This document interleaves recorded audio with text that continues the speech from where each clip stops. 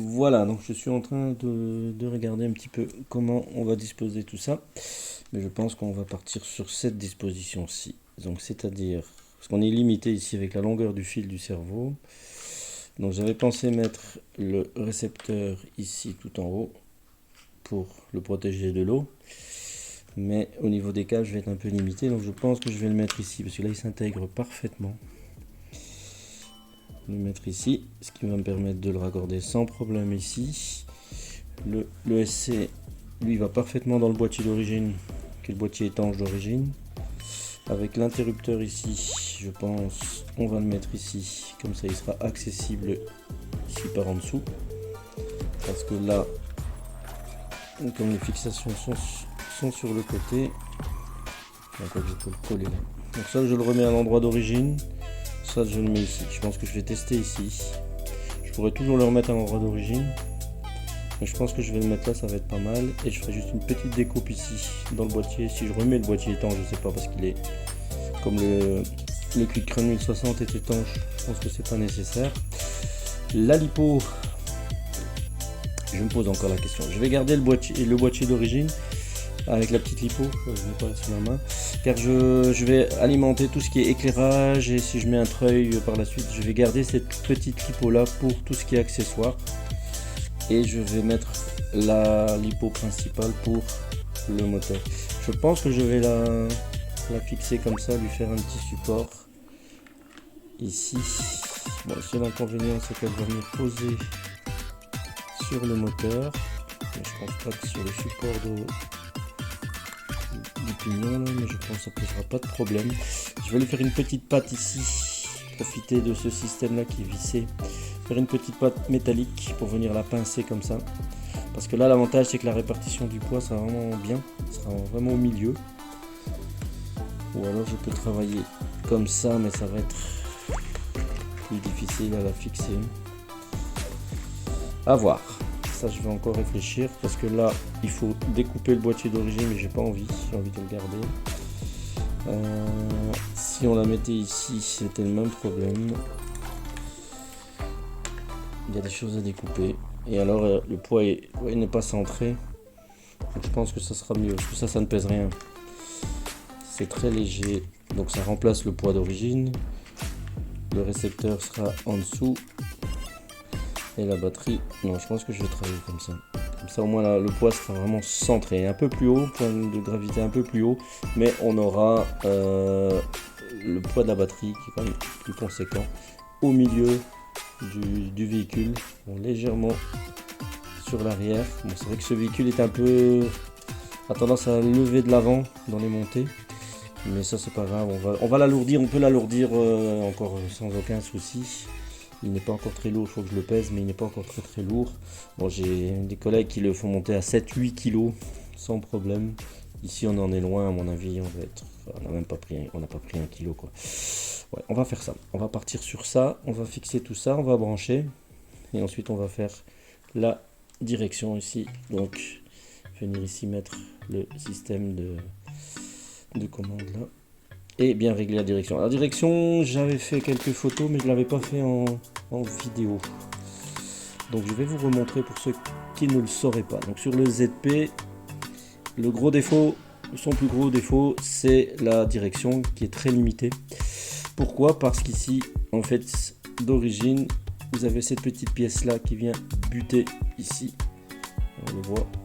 Et donc qu'est-ce qu'il faut faire? Il faut faire une découpe, comme j'ai fait là. Donc on fait une découpe à la lime, bon, à la pince, au Dremel, avec ce qu'on a. Moi je l'ai fait au multicut, et on fait une belle découpe pour qu'il puisse venir beaucoup plus loin, parce que là on gagne ça, on passe de ça à ça, c'est quelques millimètres, mais ça fait 10 ou 15 degrés d'angle, c'est énorme. Et alors quelque chose de plus subtil, qui est plus difficile à jauger, mais qui apparemment a son effet aussi, c'est ici. Donc la pièce qui est ici d'origine ressort de 2 mm, et du coup elle vient buter là, et là on la lime le plus fin possible pour pouvoir gagner aussi. On gagne qu'un millimètre ou deux, mais un millimètre ou deux, c'est tout de suite pouf, un petit angle supplémentaire, donc c'est important. Donc dans ce sens là on a découpé là, et dans l'autre sens on a limé ici pour gagner de l'angle, parce que c'est ce qui lui manque cruellement. plus un cerveau qui est très léger, parce que d'origine il est de tête, je pense c'est 3 kg, donc c'est vraiment rien du tout, et là il va passer en 30 kg. Donc j'ai mis le paquet, j'espère que je n'ai pas exagéré. Mais bon, on peut le régler avec la FlySky, on peut régler tous les paramètres, donc on va faire en sorte qu'il soit bien réglé pour ne pas forcer, pour ne pas buter. Et donc on va mettre les barres ici métalliques. D'origine, il est livré ici avec le bras en métal. Donc il n'est pas rouge, de ma seule déception, mais bon c'est pas grave, il est en couleur acier, mais il est donc métallisé, et le cerveau est beaucoup plus grand, beaucoup plus costaud, beaucoup plus fort que celui d'origine. J'ai donc dû faire une petite modification, ici donc vous avez la patte d'origine, et je l'ai coupé complètement pour pouvoir le centrer comme il faut, et si on verra, si ça ne tient pas, je referai une patte ici, que je puisse venir visser. Pour l'instant il est collé au double face avec une vis ici que je vais rajouter, il me manquait une petite flotte, donc c'est ce que j'ai été chercher hier soir pour compléter le travail. Donc voilà, donc on a du boulot, on va faire ça et on va commencer par ça ici, brancher tout l'électronique, tout connecter, et ensuite faire les réglages, ensuite la direction, et là on aura une machine sympa prête à rouler, qui a vraiment été vraiment bien optimisé. Il y a encore des choses qu'on peut faire, mais je pense que là on a vraiment fait le principal. Bon, vous avez vu, j'ai rajouté du poids ici, donc ce sont des petits poids qu'on trouve sur Amazon à 8 €, donc des poids autocollants qu'on peut mettre partout. Je leste un petit peu partout ici, là, pour lester au maximum le véhicule. Je vous avais fait un petit montage, s'il faut je referai une vidéo pour le lestage des roues. Ça c'est la première chose qu'il faut faire sur le véhicule, donc trouer la jante, percer la jante pour laisser passer l'air, comme ça le pneu respire. Ici il vient de rouler, hein, désolé il est sale, il vient de rouler, il y a même encore un petit peu d'eau, mais j'étais trop impatient de faire le upgrade et de vous présenter ça. Et donc lester la jante. Donc lester la jante toujours avec les mêmes poids autocollants. On les enroule autour de la jante. On sécurise avec un tape type isolant électrique. Et là on a toutes les jantes qui sont lestées. Ça c'est la première opération à faire. La deuxième opération c'est de venir ici faire les petites modifications sur la direction. Dans le deuxième véhicule qui arrive là bientôt, on refera ça en direct. Je referai une vidéo sur ces deux premières étapes qui sont primordiales. On ne sait quasiment pas rouler sans ça. Il faut faire donc la direction, lester les pneus et régler ici, donc couper le ressort pour lui donner de la souplesse parce qu'il est beaucoup trop dur d'origine. Et quand on a fait ces trois petites opérations là qui sont simples à faire, qui sont pas coûteuses puisque 8 €. Et c'est tout ce qu'il faut, 8 € pour faire l'ensemble des jantes. Là c'est gratuit, si on fait c'est juste couper. Là c'est gratuit, c'est juste couper. Donc on sait le mettre directement prêt à rouler pour 9 €, 8-9 €. Ça c'est la première opération à faire avant de faire tout ce qu'on fait aujourd'hui. Et en faisant ça déjà on a un véhicule déjà super sympa. Bon, il y a des petits, bien sûr, qu'il y a des petites lacunes au niveau de la direction, de la progressivité, etc. Mais on peut déjà vraiment s'amuser sans aucun souci. Donc pour un budget très très très serré, puisque moi c'est mon leitmotiv, c'est tout faire au moindre coût. Voilà, c'est pas le but de dépenser des sommes folles. Celui qui a des sommes folles à dépenser, tant mieux, hein, c'est super. Bon, là en général, il va s'acheter un Traxxas tout complet, tout fait. Chacun sa politique, chacun sa philosophie, chacun ses moyens. Moi, ma philosophie, mes moyens, c'est de plutôt essayer de trouver le meilleur rapport qualité-prix pour que les enfants puissent le faire facilement, avec un budget raisonnable, et pour tous ceux qui ne peuvent pas ou qui n'ont pas envie de mettre des sommes folles, et on arrive à un résultat qui sera super sympa.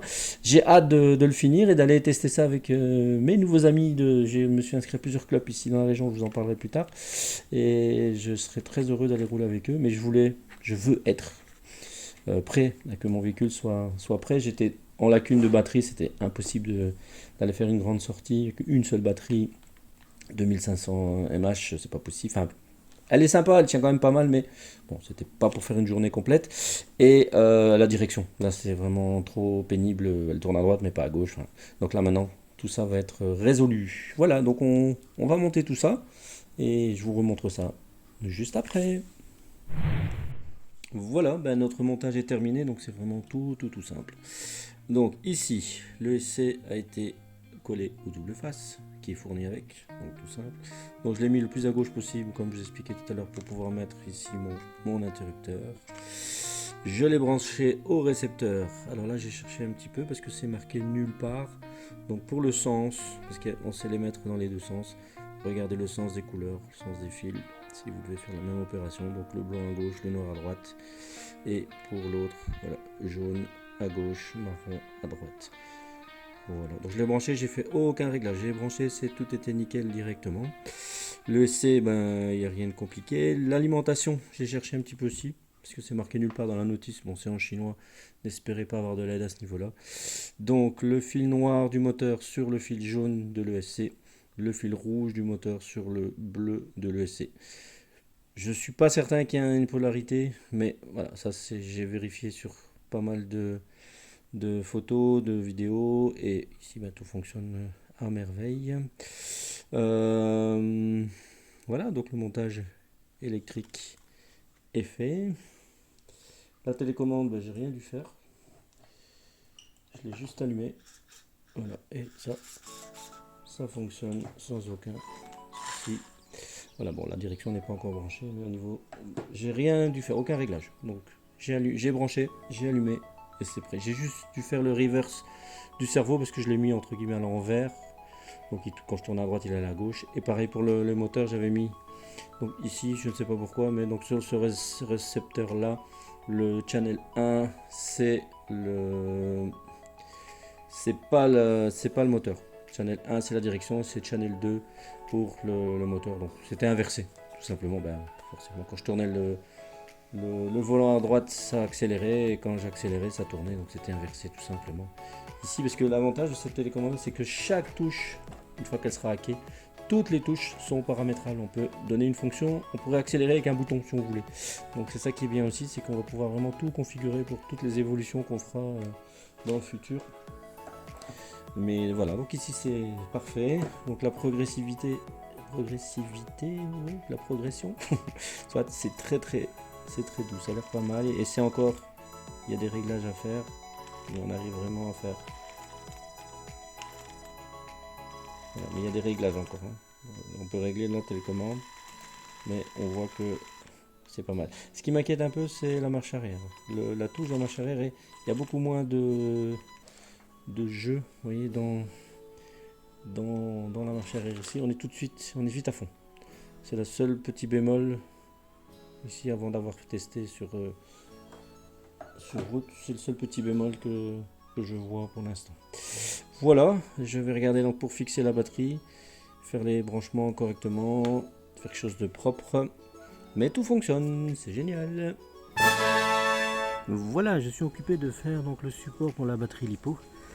Donc vous voyez, vous aviez ces petites plaques là de l'Est. Donc je vais venir me reposer dessus. Et moi je suis quelqu'un qui garde tout. Et dans ma boîte à trésors, vous voyez, je garde tout, les vieilles charnières, les vieilles pattes, les vieilles... Et ici en fait j'ai trouvé ça. Je ne sais pas de quoi ça provient. Mais peu importe, ça va convenir parfaitement. Puisque j'ai à la fois le trou et puis j'ai vraiment du bol, pile poil.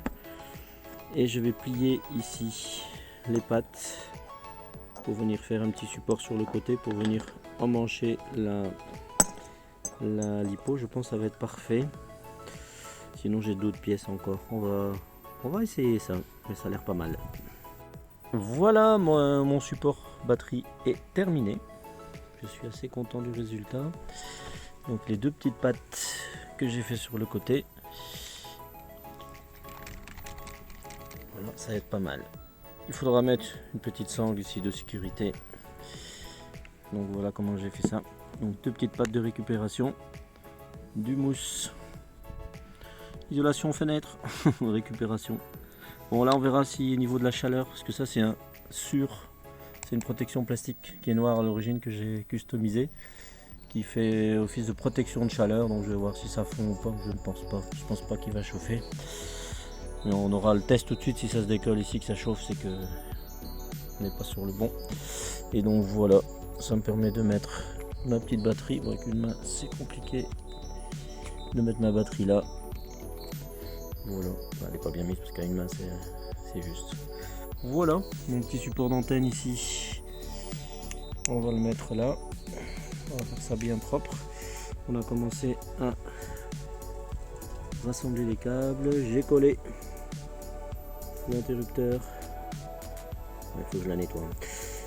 Et nettoyer mes vis qui rouillent. Ouais, le défaut sur le véhicule, les vis rouillent assez facilement. Voilà, donc mon interrupteur, je l'ai remis à sa place normale parce que la carrosserie est hermétique ici et là, donc il fallait faire des découpes dans la carrosserie, c'était pas top. Et ici, il reprend sa place d'origine. Ouais, il faut chercher un petit peu, mais c'est... Ouais, non, c'est bien. Voilà, ça devient bon.